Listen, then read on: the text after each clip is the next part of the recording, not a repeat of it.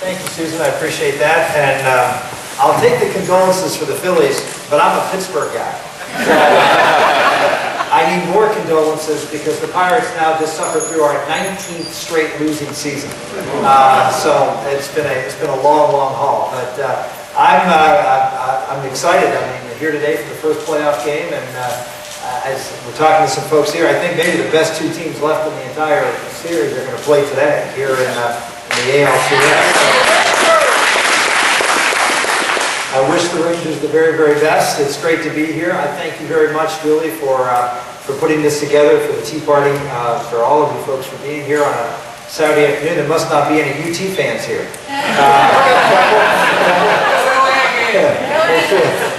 Because I would assume that is there a TV behind me with the game on? It's great to be here. I usually when I talk to groups, do a town hall meeting, I usually talk for about 20 minutes and then take about 40 minutes of questions. Except when I talk to a Tea Party group. I talk to a Tea Party group, I talk for about 5 or 10 minutes. And then I leave more time for questions. Because I always find that the Tea Party is a forum where they like the maximum interaction with the candidate and take a lot of questions. So we're going to keep that open. I've been traveling around the country, running a campaign for president, pretty much unlike anybody else right now. And it's not that I'm doing anything different. In fact, I'm doing something the same, but nobody else is doing it, which is actually going out and doing events like this day in and day out, meeting with folks. I've been in Iowa, for example. I've been to 70 of the 99 counties in Iowa. The person who's next in line has been to about 20. And there you go. Now, she said go Hawks. They're playing Penn State today, so it's not... I'll draw the line there.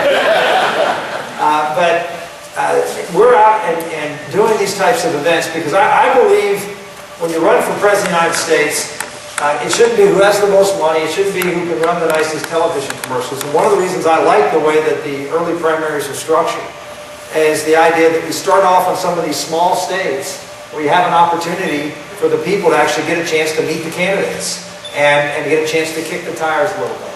And so I've done literally almost 200 town hall meetings in the state of Iowa. And you know, this would be by far one of the biggest meetings I'd have. Most of them are in town, and you know, they have 99 counties, and they've got counties as small as 2,000 and 3,000 people. And I've been to them. And because I just think it's important to get out there and share your ideas and your values. So let me just sort of summarize why I'm running for President of the United States. I think this is the most important election in your lifetime, and I don't care how old you are. I think this is the most important election since the election of 1860. This is an election about the heart and soul of America. Susan, I appreciate the comment from the Washington Post about me being a Tea Party guy. I don't claim the mantle of any organization. What I do is I was motivated by the same things that I think a lot of you were motivated. I saw in 2000, after the 2008 election, a president and a party in Washington, D.C., the Democratic Party, turn its back on the founding principles of our government. Turn its back on the idea of limited government at the federal level. And at the debate in Orlando the other day, I referred to President Obama as the new King George III. And I said that because our founders created this country different than any other country in the history of the world. To be an American is not an ethnicity. I don't know too many people who call themselves ethnically American. There are a few, obviously, but there aren't. It's not what America is about. It's not an ethnicity. It is an ideal. This country is about a set of values and principles that make us different. My father and grandfather came to this country. And they came to this country because of the American ideal. They came in the 1920s, 1927, my grandfather, my dad in 1930. There were no welfare benefits. There were the only thing that the United States offered that attracted millions and millions of people was one thing: freedom. The freedom to be able to pursue your dreams, to do God's will in your life, and to provide for yourself and your family, and to build a strong community and country. That is what the American ideal is about, and it's founded. And I love you Tea Party folks. How many have their pocket constitution? Raise your hand. Come on. How many has it? All right, good. And here's what I say to the Tea Party folks. Thank you for reminding America about the operator's manual for this country. Thank you for reminding us that this is the structure by which our country has to function and operate and be accountable to. But I think it's also important for the Tea Party people, if you have your pocket constitution, I suspect if some, if not most of those constitutions also have another document with them. And if you don't have one that has both, get one. Because it's not the whole story if you just have the Constitution. The other document is not the how of America. The Constitution is how we operate. The why of America is in the Declaration of Independence. You need both documents. If you don't have both documents, you know what you have? You have revolutionary France. France, during the French Revolution, had a constitution not unlike the American Constitution. But what happened in France? France was based on a different concept, a different set of values. In the American experience, the Declaration of Independence had that one key phrase that all of you know, except if you've been educated in public schools in the last 20 years. All of you know, and that is what? We hold these truths to be self-evident, that all men are created equal, and they are endowed by their Creator with certain inalienable rights, among the life, liberty, and the pursuit of happiness. Most Americans, all Americans should know that language. Why? Because that is the heart of America. That is who we are. We are a country that was founded on the concept that rights come to us from what God? The God of Abraham, Isaac, and Jacob. That God. That's the God that our founders are referring to. Why do we know that? Because we know from our founders that we have rights that came to us from this Creator. And we had a responsibility to live and exercise those rights in conformity with His laws. In essence, America was a moral enterprise from the very beginning. It was founded on God-given rights to each and every one of you. What was the case before our Constitution? What was the case in England and France and every other country that our founders came from? Where did the rights come from? They came from God, but who did they go to? The king and the queens and the royalty. People were subjects of the crown, subjected to the will of the crown, served the sovereign. Our founders said, no. We're going to do something that's never been done. We're going to recognize the value and dignity of every human life. That's why they put life first. Because we are equal in the eyes of God. It's not because we're equal. I mean, all men are created equal. That's objectively false. She's obviously much prettier than her husband. All right? So it's objectively false, but why is it true? Because we're equal in the eyes of God. That was the moral foundation of our country. That's the moral enterprise that is America. And our founders, in so doing, created a country and a constitution that said its purpose is to protect those rights.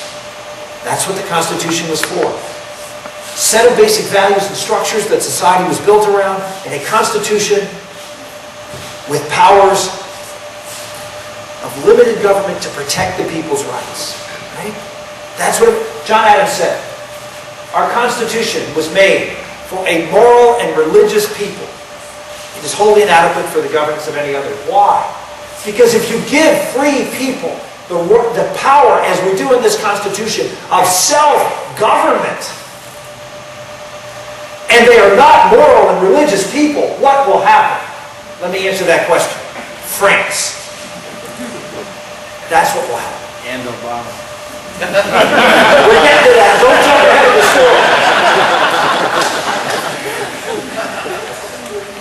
France. What was France based upon? What was the revolution based upon? The two things they talked about. Liberty and fraternity. Brotherhood. But no fatherhood. no God. It was a secular revolution. It was an anti-clerical revolution. It was all about the power of the good of people. If you're a believer, you know people are not born good. Right? So America is this great moral enterprise. And that is what's at stake. Because we have a group of people who believe that the government should be, well, King George III. That we shouldn't trust ordinary people with that freedom. That they're not capable of freedom anymore. And as a result, government has to come in and take responsibility for them. I wouldn't be standing here today if it wasn't for Obama. Obamacare is the game changer for America. We've had a long line, and I know a lot of folks in the Tea Party movement legitimately say, well, look what Bush did, look at what the Republicans did in the past. All true. To some degree or another, we've seen government get bigger and more control of our lives. But the one thing the left always wanted to do, the one thing that was at the core of their existence, that they knew would change this country, is that they took control of each and every one of your lives. Your access to health. Margaret Thatcher, when she left the Prime Ministership of England, said she was never able to accomplish in Britain what Reagan accomplished in America. Let's go back to 1980, the malaise of Jimmy Carter. In 1979, the word liberal was not a dirty word. Now even liberals don't want to be called liberals. Why? Republicans were very happy. I mean, I remember growing up in Pennsylvania, there were liberal Republicans, and that was a legitimate thing. I mean, that's what the Republican Party was. A liberal Republican Party was okay. Not anymore. Liberal is a bad word. Why? Because Reagan changed the entire dynamic of America. He didn't just change government by shrinking it and lowering taxes and getting the economy. He changed the outlook of a country, of one that began to believe in itself again, instead of the government doing things for it. And made that concept a bad word. Thatcher never able to do that. And she said, after she left, the reason she wasn't able to do it, the British national healthcare system. People had become too dependent upon government. Remember when the debt ceiling crisis was going on, and Obama was feeling like he was going to lose, and so he had this moment where he went to the American public, had this press conference, looked into the camera, and said to folks, call your members of Congress, don't let them not pass the debt ceiling. Because if we don't pass the debt ceiling, you on Social Security are not going to get your check. You on Medicare, you're not. Every person in America that the government had created a dependency relationship with, he pulled the string on. Got it. And guess what they did? They flooded the switch accounts. Why? Because they were scared. Because government, in some way, was in their head. And they were afraid to live without it.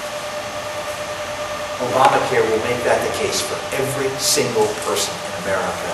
And as a result, the greatest country in the history of the world, the country that changed the world like no other country changed the world, from the standpoint of the human condition, will be gone. And you will be the generation of Americans that gave it away. And I might add, with a whimper. Oh, the economy is tough. It is tough. But we are not going through a time in our country like a Great Depression or World War II. It's tough. But we're giving it away. We're giving it away. And the reason I'm out here with 7 children ages 20 to 3 is because I'm not going to let that happen.